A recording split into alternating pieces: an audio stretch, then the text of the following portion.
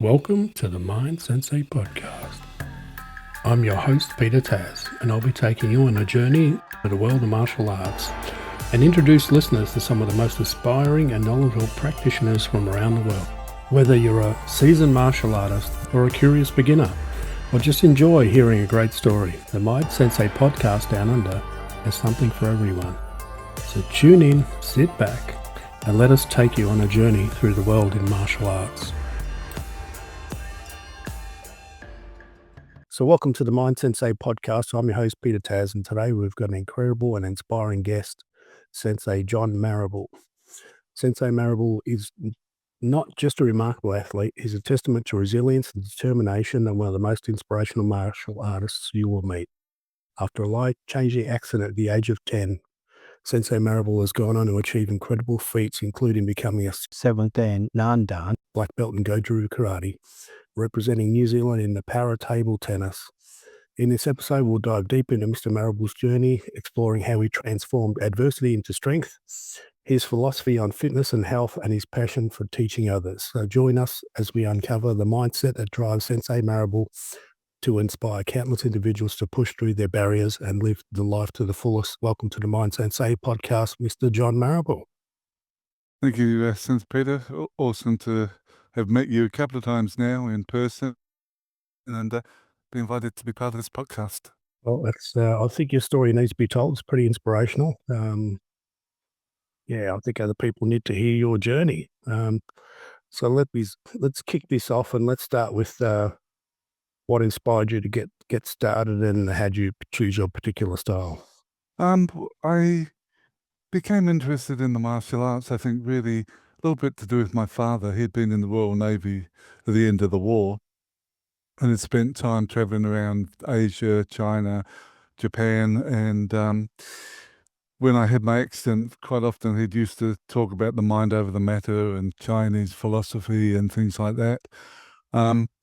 He was mentioned I had my accident when I was 10, celebrated my 11th birthday in hospital. And I sort of realized that from an early age that I needed to be fit, both physically and mentally.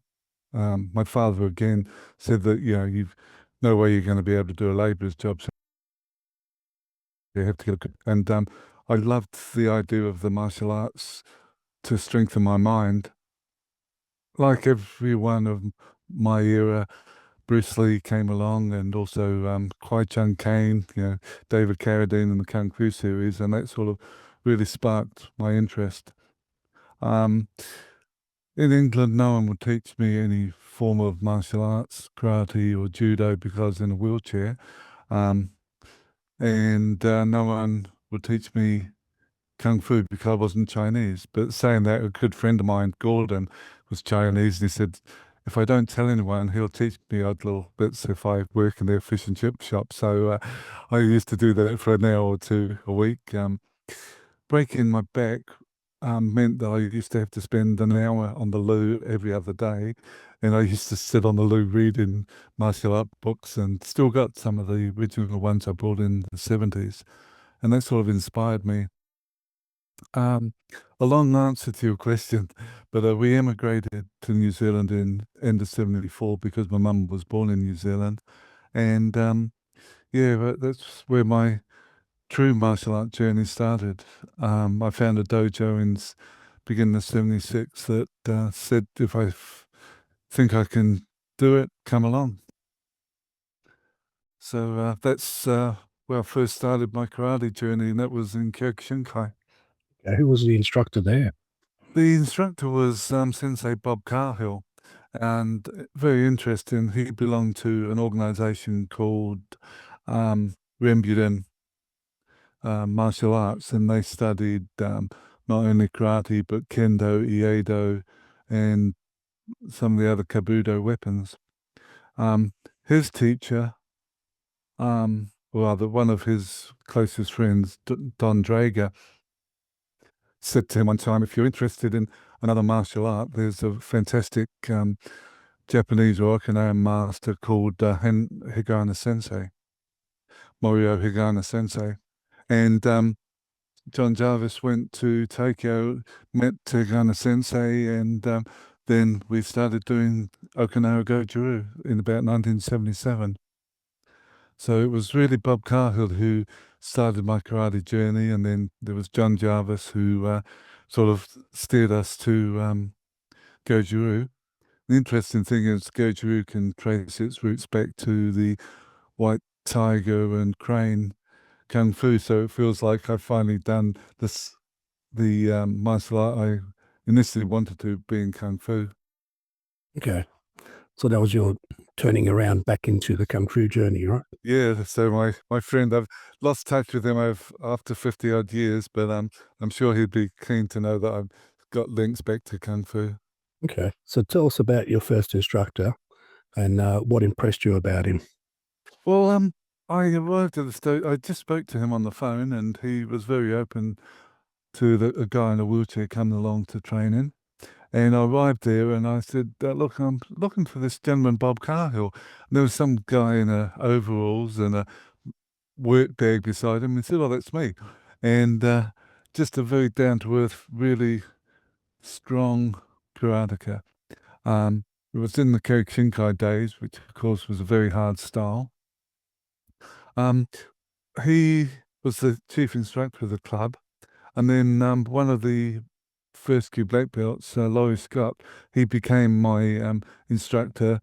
After a few years, he started his own club up, asked me to assist with teaching, and it was really great. We kept training with Bob Carhill, and yeah, Laurie was really inspiration and inspiring me to keep going.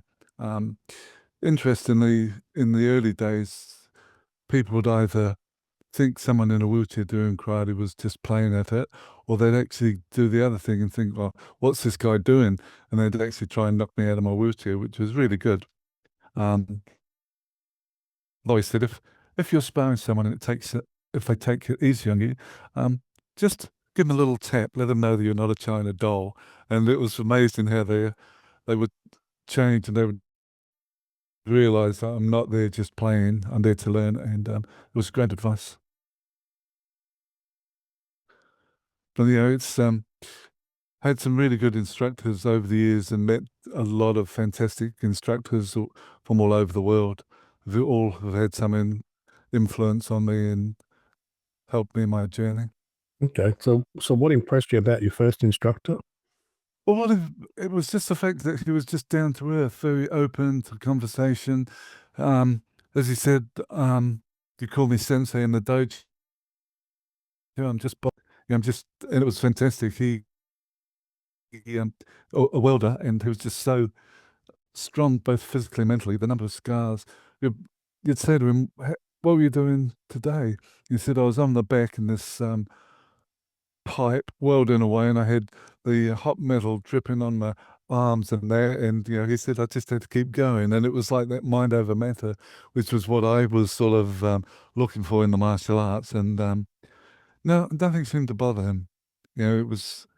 And he's just recently, well, in the last 15 years, got over cancer, and he's still puts his gear on occasionally and turns up at the dojo. Okay. Well, a lot of viewers probably haven't heard of your name before. We're a Kempo-centric podcast. Yes. But since joining the ranks of Amahoff, and we met probably 2 years ago, I keep saying you're one of the most inspirational people that I've met. You're just a reminder to the rest of us that stop your whining and get on with it, right? That because you're the example of just getting on with it. I'm sure if you can share a little bit about your accident and how it changed your life and what direction that took you in. Well, yeah, I was just like everyone else, running around doing everything that parents said not to. And we were on holiday in Scotland, a little place called Dunbar, the last railway stop before Edinburgh. And we were on holiday there, had 2 weeks up there in a caravan. And the last Wednesday, it'd been raining all day. And I think my parents were just tired of my brother and I fighting in the caravan. So they said, right, stop raining, get out, kick a ball, do anything, but don't go near these cliffs. So my brother and I thought we'd try and climb them.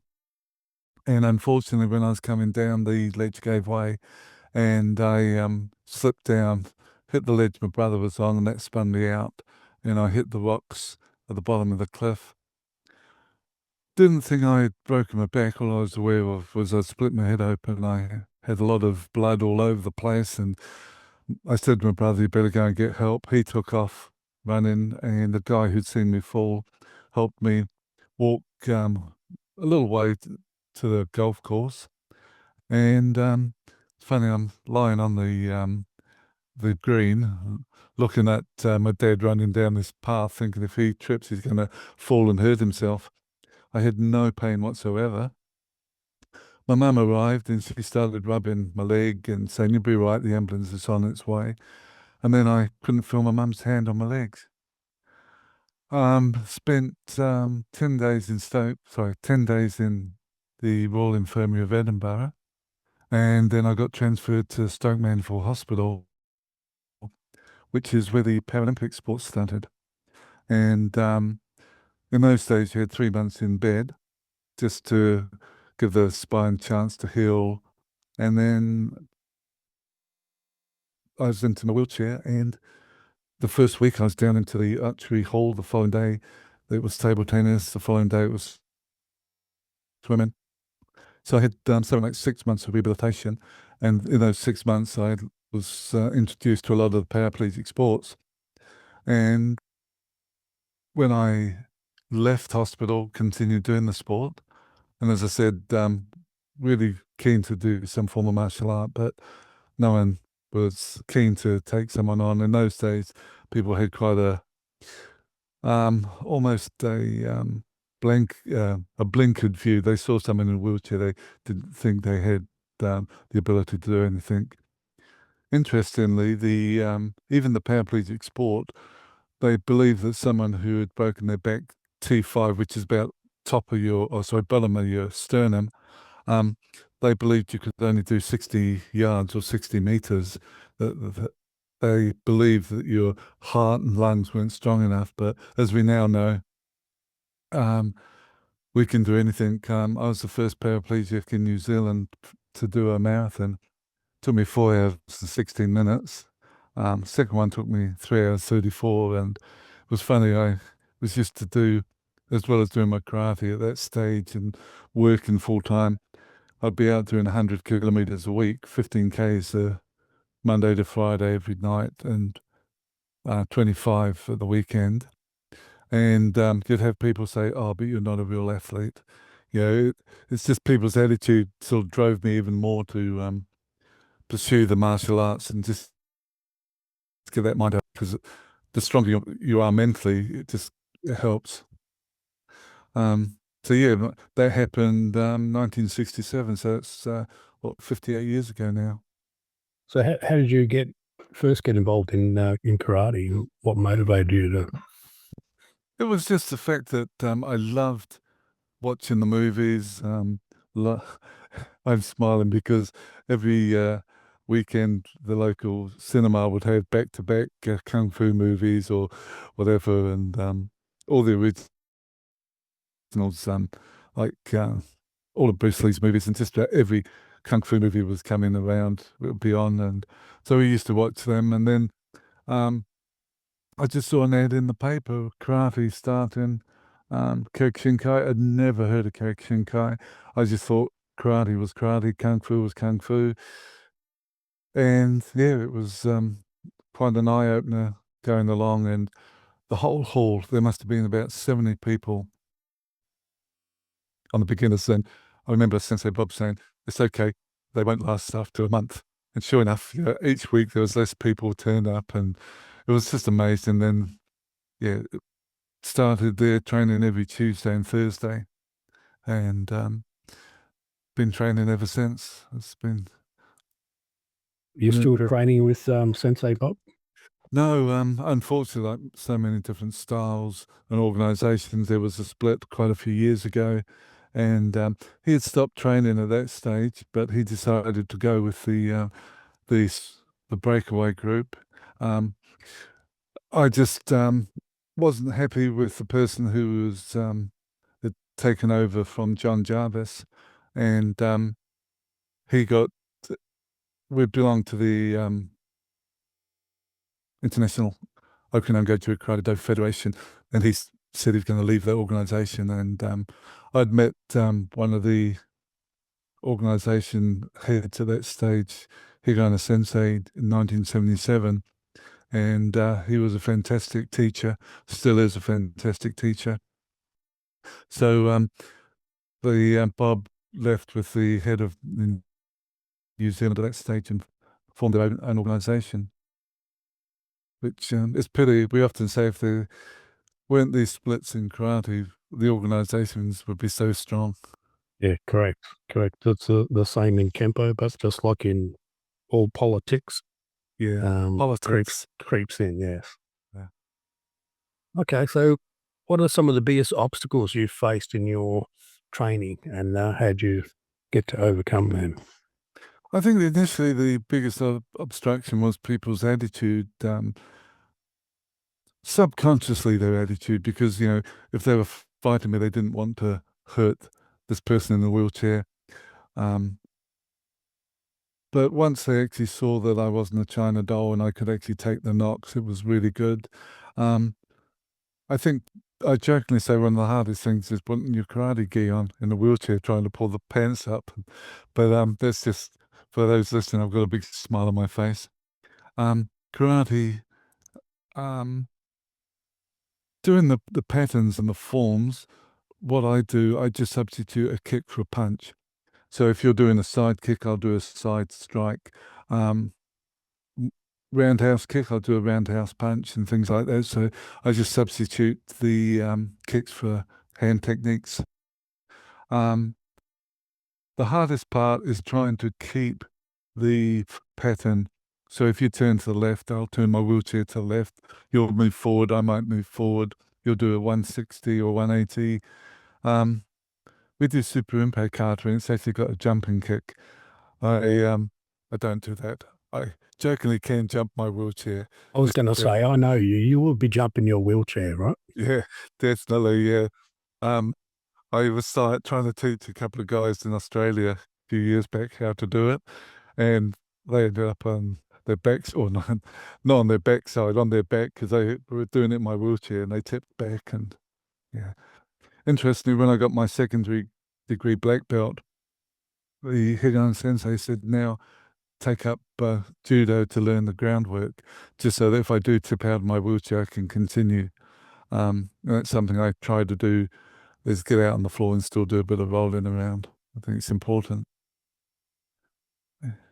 And then what advice would you give to young athletes with disabilities that are trying to start out in their journey? I think believe in yourself. Don't take no for an answer. Quite often people are subconsciously putting barriers up, barriers which they perceive that are going to be there. I think just give it a go. I've seen a friend of mine, he lost his legs above the knee. I met him after his accident. He took up Taekwondo, and yet he's only got stumps. Yeah, 2 little stumps above his knees. Fantastic guy. He can spin around in his wheelchair, do a handstand, and kick you in the head with his stumps. Yeah. So it's just, you're only limited. Yeah. There's something you don't expect, right? Exactly. Yeah. Yeah. Trouble is, he hasn't kept it up, which is a pity. I keep telling him he should get back onto the floor, but he's stopped, and I think it's just too hard for him. He believes it's too hard for him to get back in. Yeah, okay. But I think that's the thing, is just believe in yourself. People put barriers up for everyone, and when you've got a disability, sometimes people see your disability and not you. 13 years ago, one of my friends started what we call Budo for Disabled. It's something we do every Saturday morning, and we've got 20 odd disabled come along. The cerebral palsy, autistic, deaf, someone's blind as well. And it's almost like physio with karate built in one. They would never, for example, be able to get a black belt in, say, a mainstream style of karate. But we grade them and they just love it. We go there every Saturday and you can have a really bad Saturday morning, turn up at the dojo and it's just wonderful. They're trying their best, and I do a whole lot of hand techniques with them, and we jokingly call it chopping wood. So, of course, there's a whole lot of chopping the trees down, then chopping the branches off, and then cutting the trunks up. And they just love it. And I said, what's next? Oh, we haven't done the kindling. So and then we have to clean the floor. So we're incorporating foot sweeps and things like that, or throws. So they're bending down, picking up the kindling, throwing it over their shoulder, which is like a throw. And it's just a wonderful form of exercise for them. And some of them used to have to wear headphones because of the ki would be too loud for their senses. Some of them don't even need that now. And some were non-verbal, they're now talking. So through the martial arts, it's really made them stronger. Yeah. Amazing. Yeah. You studied Kyokushin to start with. Yes. Then you transition across to Goju. Are there any other systems that you've studied at all? I've played with little Goju, played here. By that, I haven't done formal training. So, for example, I've attended lots of seminars. I've trained with the Dragon Society when they've come overseas. I've done not a lot, but I've trained with a gentleman, Jeff Todd. He used to teach close quarter combat with the armed forces in New Zealand. He can trace his lineage back to the Second World War. And that I found was really good. That was something I was interested in mainly when I couldn't learn any martial art in England, because my father had been in the forces and my uncles had, and then my brother was in the Air Force. I had an interest in the unarmed combat. So it was great when I met Jeff Todd, and I used to train with him a little bit, and even went to one of his camps where for a whole week doing a phase test, and it's really, really fantastic. And so what is a phase test for the uneducated? a phase test is really a grading. So you train for a whole week, just about from 9 o'clock till 5. There's theory and practice, everything from groundwork to striking to knife work, out in the woods and things like that, training in the environment. They have like different levels of their phase tests. So I didn't actually sit the test, but I got a certificate saying I had sort of partaken in it. And it was really fantastic. It's really all the nasty things, taking out someone's throat, their eyes, their knees. So all the things that we try not to do in the dojo when we're fighting with someone. Yeah. It's probably the problem with a lot of some of the styles is that you're not really allowed to do it on your partner.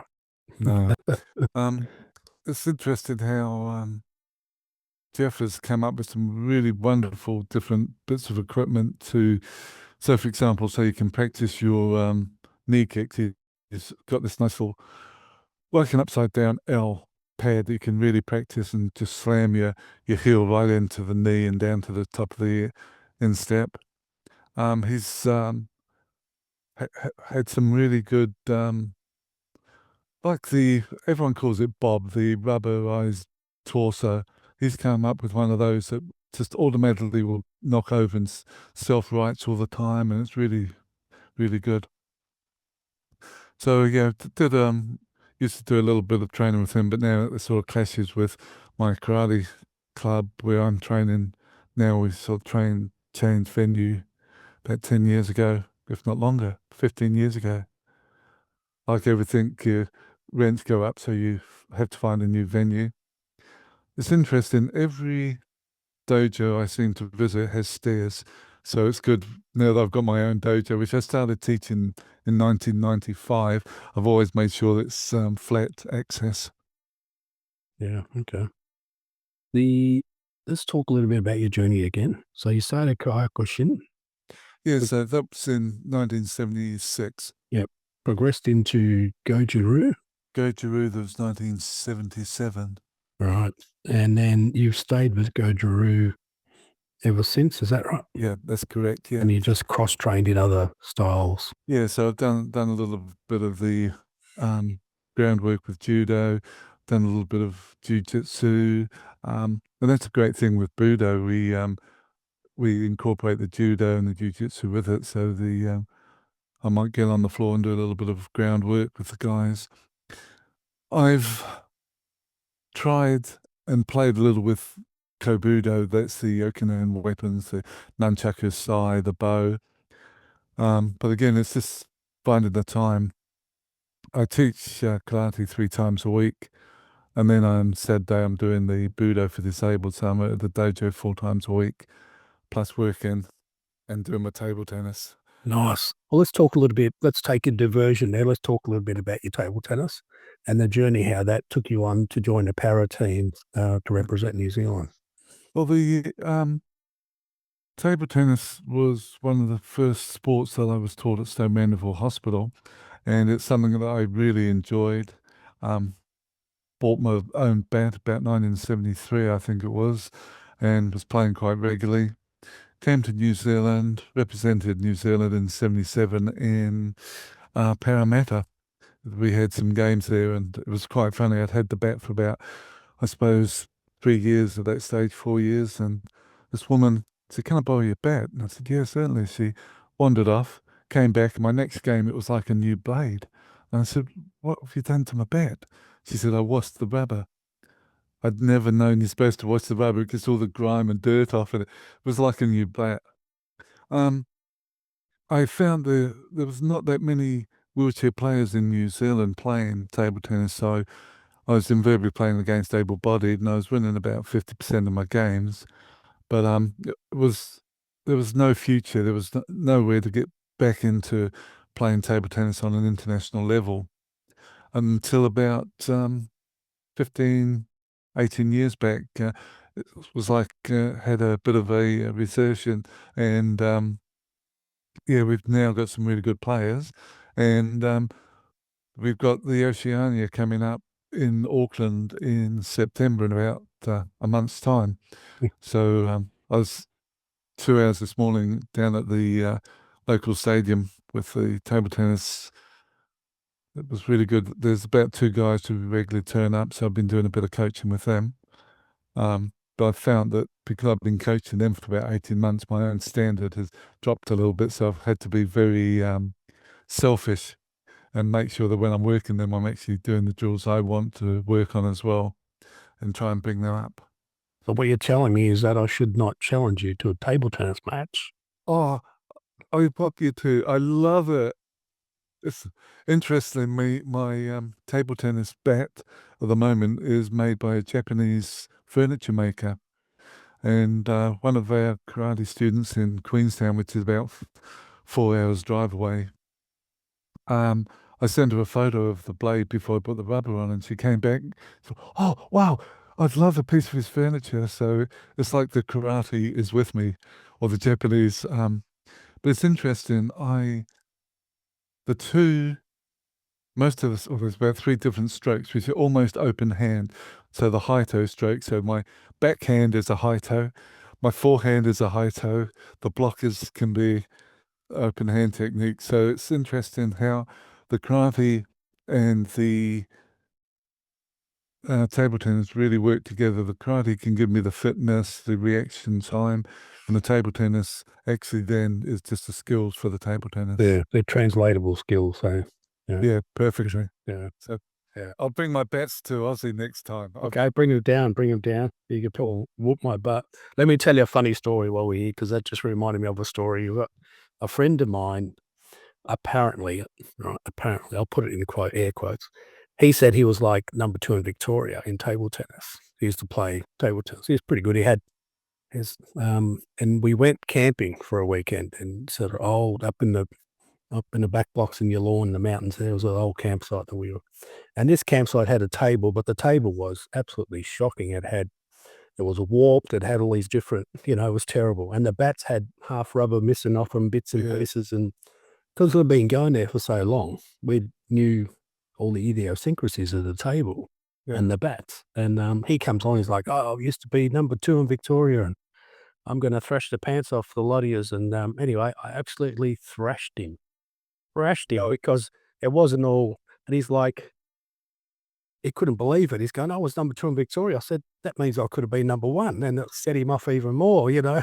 But he's like, he goes, "I had a $200 bat." I said, "You need a $200 bat. You're that bad."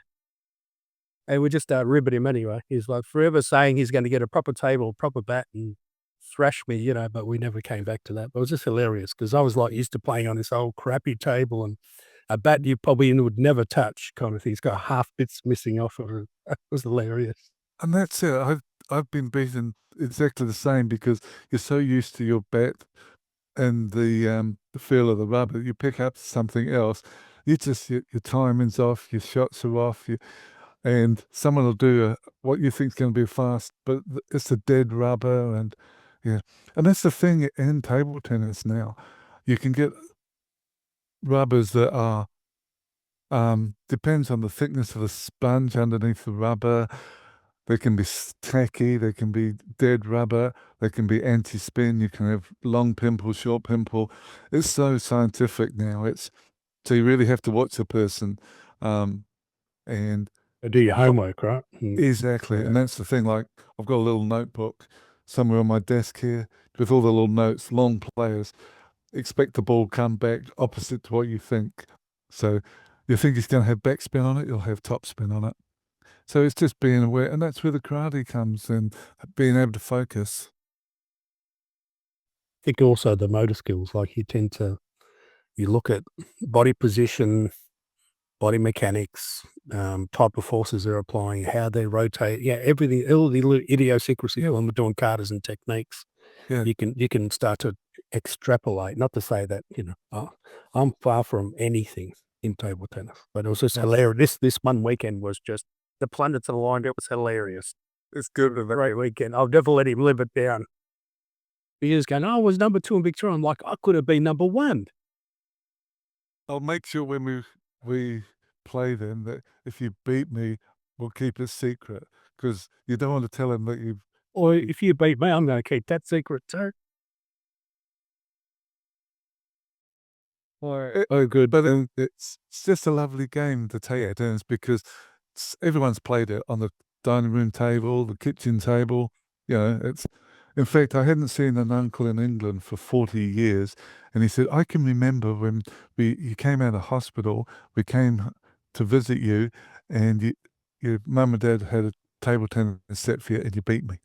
You know, for him to remember that after all those years, you know, so. Yeah. Well, it must have been pretty good feeling as well, you know, because there's always a stigma in people's minds associated with someone in a wheelchair, and to be able to beat them at table tennis is like putting a reality check back in, right? Yeah. I think that's why I love the table tennis. Sorry, not just table tennis, but I love the martial arts and teaching people and empowering them. I mean, showing them how easy it is to put someone on their knees. If I can do it sitting down in a wheelchair, you can do it so much easier because you've got your whole body. You can move, turn, drop, or whatever. And I just find it so enjoyable watching people do the techniques. Like I say, I can't kick. Well, put it this way, no one's ever seen my kicks are that fast. No one's ever blocked them. So if I teach you a kick, it's great seeing you be able to perform it. Yeah. Definitely. Well, we met through Amherst. So when I got inducted 2 years ago, and I would have to say I would just come back from my operation.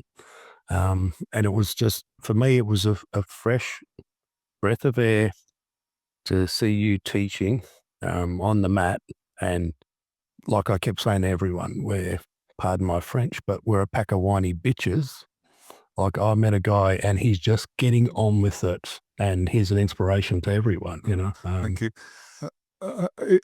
It's funny. I used to really get embarrassed by that when people would say inspiration and things like that. And now I sort of think, well, that must be my journey to help people, get over an injury or whatever, so that they can pursue their passion or get back on the horse or whatever. Yeah, It's definitely. something. Yeah. Yeah. Yeah, agree. I keep talking to a lot of guests on the podcast, but I'd say inspiration comes in a lot of different forms and a lot of different areas, and sometimes you don't realize how far your inspirational reach goes. Um, you know, so yeah. The chief instructor of our style, Nakamura Sensei, he lives in Canada. He's from Japan. He said he often mentions me about once a month because a student will come in. So, Sensei, I've hurt my foot or my ankle or my hand. Is that okay if I watch? There's a seventh Dan in New Zealand in a wheelchair who go grab that chair and sit and yeah. Okay. So in the intro, I introduced you as a Rokudan, Yeah. 6, but you're 7th degree now. Is that right? Yeah, I got that in 2023. So what do they call a 7th degree? I know a Rokudan because I had a gentleman on the podcast and he was asked what's the term for 6th degree in Japanese, and he said Rokudan. I said, I'll remember that in case I ever get asked. Yeah. But Nanadan. Nanadan. Yeah. Hey. It was Mm. very humbling to be invited to sit my the 7th. Every year we have a chief instructor's kashigu, and it's invariably in Okinawa. And yeah, it was fantastic being invited. The grading was about 2 hours, 2.5 hours or something, I think. Did everything from basics to sparring. I was just trying to think. I think we only had to do about 4 kata from memory. It's all I can remember. It was very hot. It was in the So what were the 4 kata that you had to do? from memory. It was Super Rinpei, Sanchin, Tencho, and Seisan, Okay. and the Bonkai. Okay. Nice. Okay. Let's talk a little bit about your journey to black belt. And when did you achieve your black belt and how was that experience? The was 1980. Higan Sensei was coming over to New Zealand, and out of the blue, Sensei Bob said, "Oh, by the way, John, you're sitting your black belt this weekend," and it was fantastic, scary. They always say the hardest kata, or the most scariest kata. Sorry, let's try again. The most scariest or hardest grade-ins are your first because you don't know what to expect, and your black belt because you don't know what to expect. And it was very in, interesting because ended up getting my nose broken. Um, these things happen. There was blood all over the place, and the Higan Sensei actually thought it was my opponent because it was blood all over him. But of course, it was where I was. Thought my nose was just running a bit. In those days, of course, you didn't worry about blood or anything. But yeah, it was quite humbling to have been graded. So yeah, that was 1980. A few years later, I was in Spokane in America, and I got invited to sit my knee down, and yeah, it was an awesome opportunity. Just training with other people, all these people in the same boat, sweating and doing their best. I'm just Okay. And who was that? Do you know who was on at the panel there that day or not? The people taking the grading would have been Higana Sensei and I think Taluchi Sensei and a couple of other instructors now who don't train. Yeah. Um, I just, but it was very just one of those amazing feelings that you put all this work in and then you're actually invited to sit the grade in. So it was just have a look. It was 1983. I got my knee down. Okay. Yeah. And then from there, your Nidan is second degree, right? Yes. Then I got my third dan, San Dan. That was 1989. That was in New Zealand. Yep. My fourth dan was in 1995. That was in New Zealand again. That was just after the split, unfortunately. So we lost a lot of our instructors, decided to leave and follow the person who was the New Zealand head at that stage. We continued to train in the IOGKF. And then my fifth dan was 2008. That was in Okinawa. My Rokudan, 2016. And Nanadan, 2023. So the end of this year, I celebrate 50 years doing martial arts. Nice. Okay. Nice. Yeah, just I've still got the books I used to sit on the loo and flick through and train. And yeah, one was a kung fu one and one was a karate one. And yeah. That's where most people do their best thinking. Exactly. I was talking to someone the other day and they say that's we take the cell phones in. I said, yeah, but that's because I'm watching either karate videos or table tennis videos. And yeah. And that's the great thing about the martial arts is we're always learning or we are relearning. Yeah. Correct. Correct. If you're not learning something, then you're bored. Like even when I'm teaching, I will learn something. You know, I might be saying to one of my students, I want you to do this. I want you to do this. And then instead of saying this, I'll say, I want you to do that. And just a different way of saying something, you know, it's interesting how the human brain translates what you say to what the person believes you say. Yeah. Correct. I think through some of the guests I've had, they said if you want to learn, teach. Yeah. Um, Yeah. And that's the thing. Like I've got two young ladies. They've been with me for about 10 years. They came from another Goju Ryu organization. They ready for their black belt. They were ready last year, and unfortunately, one of them hadn't been feeling well. And she said, I'm not going to grade at the camp. I'll come along, but I'm not going to grade. And I said, okay, fine. Well, lo and behold, it turned out that her thyroid was enlarged and they actually had to take her thyroid out. While when they were doing tests, they saw that she had a growth on her heart. She ended up having open heart surgery about beginning of December, I think it was last year. So hopefully, end of this year, she'll be able to set a black belt. But the passion, you know, she'll be turning up, pushing herself, and you have to say, stop, have a rest, you know. It's just where I think that's where, because we know what it takes, we love watching all sport because we know how much they have to put in. And I think is it next week's the All Blacks are playing the Australians in rugby, so that'll be a good game. is that the game where we watched 10 guys push 10 heads up one guy's bum? Yeah, that's the one. Don't think I never played rugby or rugby league. I was a football person before my accident, but I don't think I could do that contact. I'd be too dirty now. As Yeah. soon as I put my hand on, my thumb would be finding a pressure point or a finger or. You'd be trying a capoeira move. Yeah, you know, I honestly think he was a martial artist because I think he was going for CV1 and missed. Yeah. So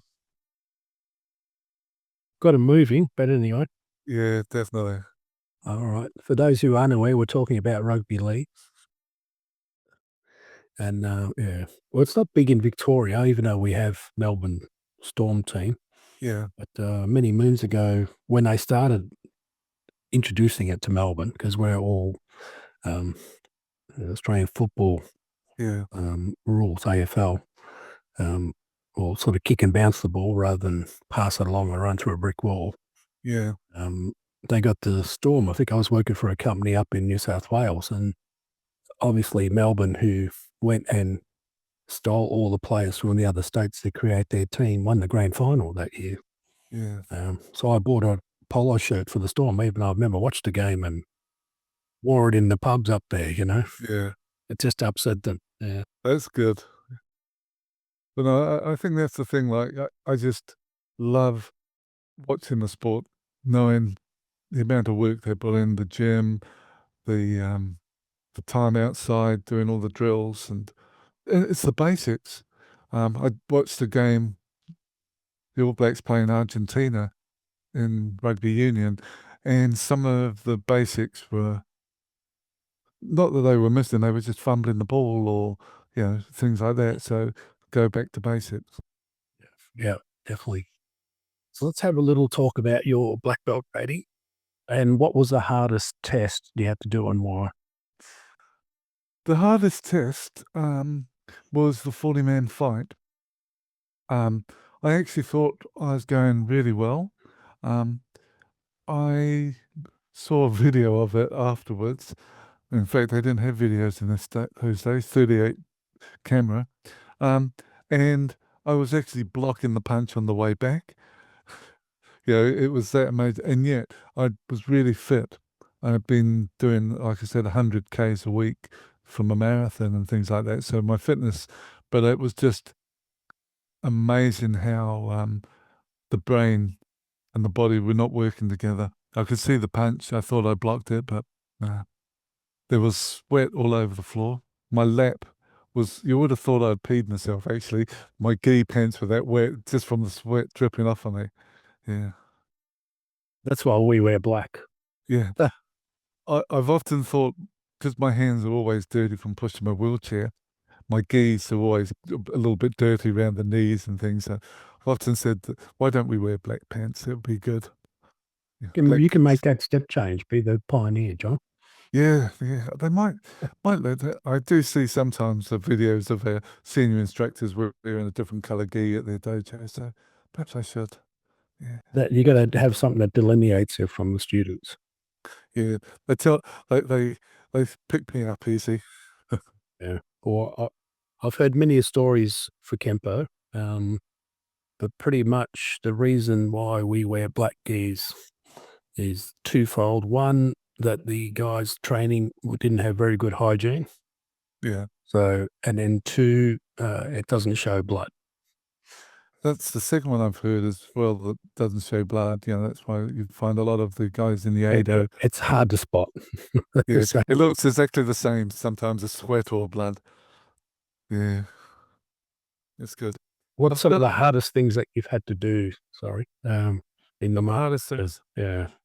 I think the hardest part has been convincing people who don't know me. So if we partner up, be someone standing beside me. If they don't know me, they won't turn towards me. But saying that, because of that, I've met some fantastic people. There's a lovely guy from Portugal, a great big guy, who he will hunt me out now every dojo to work with me. So any training camp. I one day will hopefully get to train with him in Portugal or get him over here. But it's people like that who, the people who don't want to train with me because I'm in a wheelchair, I I think that they're going to miss out. Um, the hardest part, I suppose, is sometimes the sparring because I'm limited on when you know how to fight me, you'll attack me when my hands.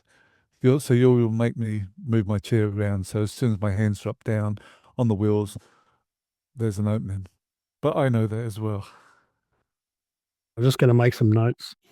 Haha. Yeah. So my right hand is my weakest. Yeah. I'll put that down for sure. I was just saying your right hand. One of the first books I bought in New Zealand was the Tao of Jeet Kune Do. And I loved the way Bruce Lee used to fight with his dominant hand forward. He'd have his shoulder up, his head down a little bit. And that really suited me because in the early days, you used your one wheelchair for all your sports. So I had 26-inch back wheels. I was almost sitting on the axle. It was that low, which meant I could actually use my elbow on the wheel to move it, or I could, with my left hand, reach across and move my right. So it was really a good defensive position. Yeah, left side of my head was open to the kicks, but then I knew that. So, yeah, all you had to do was make sure I had to move. My hand would drop to my wheel and then kick me. Just need to put a spring-loaded armrest that comes up. Yeah. Well, in my early days, the armrests, I used to be able to pull them out and they would be like tonfas weapons. Footrests used to come off and they could be weapons as well. One time I was fighting and the axle of my back wheel snapped and the wheelchair tipped over and I've got the wheel in my hand and I was actually fending my attacker off with my wheel. They said that it wasn't allowed, but I asked them to show me in the rule book where it said, yeah. Show me the rules. Yeah. But it was interesting. I used to do a lot of tournament fighting. In the early tournaments, it was a time thing. So it'd be a 3-minute round or 2-minute rounds or whatever. And I found it was really, really good because for the first 30 seconds, like anything, you were standing out your opponent. And that's where my opponent would be thinking, I'll go in a wheelchair, and they'd come in very slowly and tap me on the head. And that's when I would hit him in the stomach or whatever to let him know that, no, you don't take it easy on me. We then started doing the point karate, and I started winning fights against guys I should never have beaten. And that was the same thing because if they'd never fought me, they were holding back and I would get a point. So I've got a point up and all I need to do was stop them and still attempt to score. So I wasn't being penalized. And, I was winning some fights that I just shouldn't. So I stopped fighting. I just felt it wasn't fair. I don't miss it. We do sparring in the dojo. We do this. In fact, Sensei Joe from IOGKF Australia, who got inducted this year, he did kakie, the sticky hands. We sometimes say that's our form of sparring because you're in close, so you can feel the person when they're attacking you or whatever, and it's enjoyable when you're that close. Yeah, we call it hugging and kissing distance in Kempo. Yeah. And the thing is, people forget that I'm really 6'2", and yet when I'm sitting down, I'm about 5'3" or 5'2". So they forget I've got arms like an albatross. And but they also forget that because you need them to get around, they're quite strong too. Yeah, I learned that very early at school.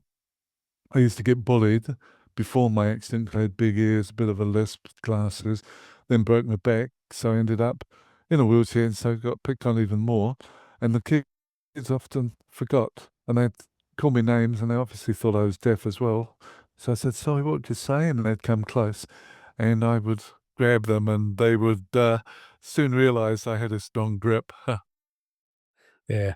Tell us a little bit about your lineage and have you met the founder? The lineage, so we can trace our lineage back to Kenro Higana Sensei. He passed away. So if we trace modern day sort of backwards a bit easier, the chief instructor of IOGKF is now Nakamura Sensei. He's an 8th Dan. Sadly, about 3 years ago, the IOGKF split. The head of the style was Moyo Higana Sensei, fantastic martial artist. Don Drager called him the most dangerous man in karate or in Japan. Nakamura Sensei and both Higana Sensei, their instructors trained under Chochan Miyagi. And Chochan Miyagi was the one who founded Goju Ryu Karate. He trained under Kenro Higana Sensei, and it was Kenro Higana Sensei who went to Fuchao and started learning under Ruruko and learnt White Crane and Tiger Kung Fu, and then went back to Okinawa and continued to teach what was called Naha Te. Naha is the city, Te is the martial art, because you have Shurin Te and a whole lot of other different styles. And it was Chochan Miyagi who called it Goju, and it's in the Bibishi. There's a poem and it talks about Goju hard soft, and that's where the Goju Ryu started. And in 1979, in England, a group of martial artists who were inspired by Morio Higano Sensei, they formed the IOGKF, the International Okinawan Goju Ryu Karate Do Federation. And that sort of organization's been now for 44 years now. Yeah, in 2029, it's their 50th anniversary. So hopefully we're going to have a big get-together. But yeah, so unfortunately the organization split in 2022, 2023. Just politics and money.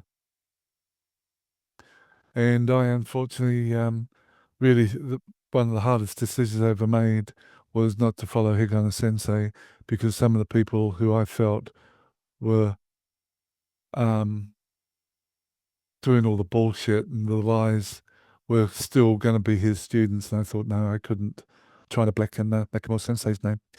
Things like Nakamura Sensei wasn't paying Higano Sensei, and yet nothing to do with money.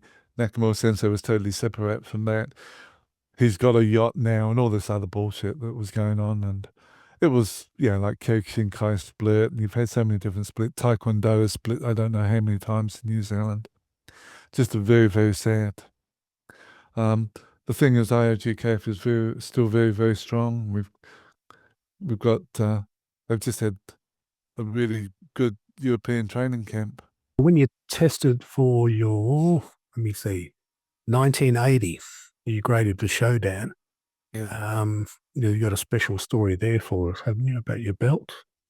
Well, yeah, that was in 1977-78 when Higano Sensei came out to, he had been invited by John Jarvis to come to New Zealand.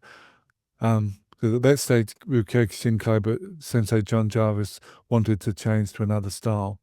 So Higano Sensei was about a 3.5, 4-hour training session.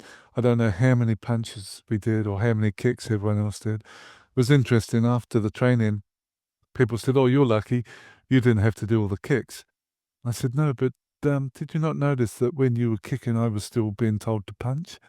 So I think everyone did 2,000 punches. I did about 4,000. But after the training, Higano Sensei called me forward. He took his black belt off, and the only time I'd ever seen a black belt take their belt off was I was thinking, oh no, I'm going to get smacked around the head. Have I insulted him in some way? Should I be doing karate? All these thoughts. And next minute he presented me with his black belt and he said, "Look, this is a gift to me," because he said that he loved my spirit. It was, I was in tears actually. He said, it was not a grade in. He wanted me to put it on my wall and train every day. Look at it, and he said it was a way for him to honor my spirit. So the following day, I was told, "Oh, you have to give him his black belt back." So I thought, "Oh, perhaps it's a Japanese thing." So I gave him his black belt back. And then at the end of that Sunday session, he gave it back to me and said that he only had one belt with him on this trip. So please keep it, put it on your wall. So I had that, and I've still got it now. It's so when I graded under him in 1980, the first thing he said, "Congratulations, now you can wear my belt." And I was in tears again.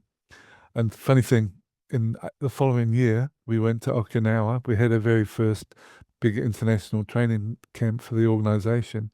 And it was funny because I wore it one day and all these people were looking at it thinking, because it's got his name in kanji on it, and Morio Higahana. And it was very special. And I've been offered lots of money for it, but no, it's something.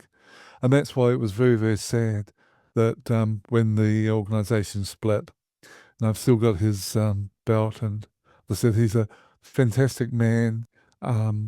There's a really good documentary called The Way of the Warrior, which features all these different martial arts, and there's a feature of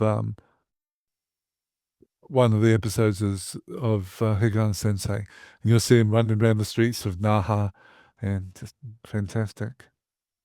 But I met his teacher, Anichi Miyagi. I've met Nakamura Sensei, Awagaki Sensei, and they have both trained with Chocho Miyagi, and just amazing people.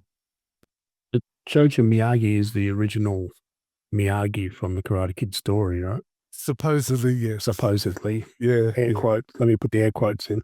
Yeah. And that's the great thing about the Okinawan.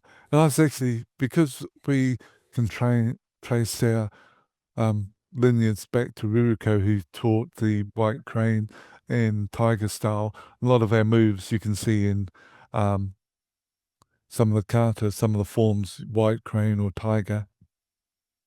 Kurumpa, for example, we do the wide spread of the arms. That's a white crane movement. I'm actually reading a book at the moment about white crane kung fu, and it appears that a lot of the Chinese masters left China and went to Taiwan, and in Taiwan they have a lot of the white crane and a lot of kung fu styles that are no longer practiced in China. So interesting how you learn these things. I'm your host, Peter Taz, and you've tuned in to the Mind Sensei Podcast from Down Under. We want to take a moment to thank all our listeners for tuning in to the Mind Sensei Podcast. We appreciate your support and hope our show has been both informative and entertaining for you.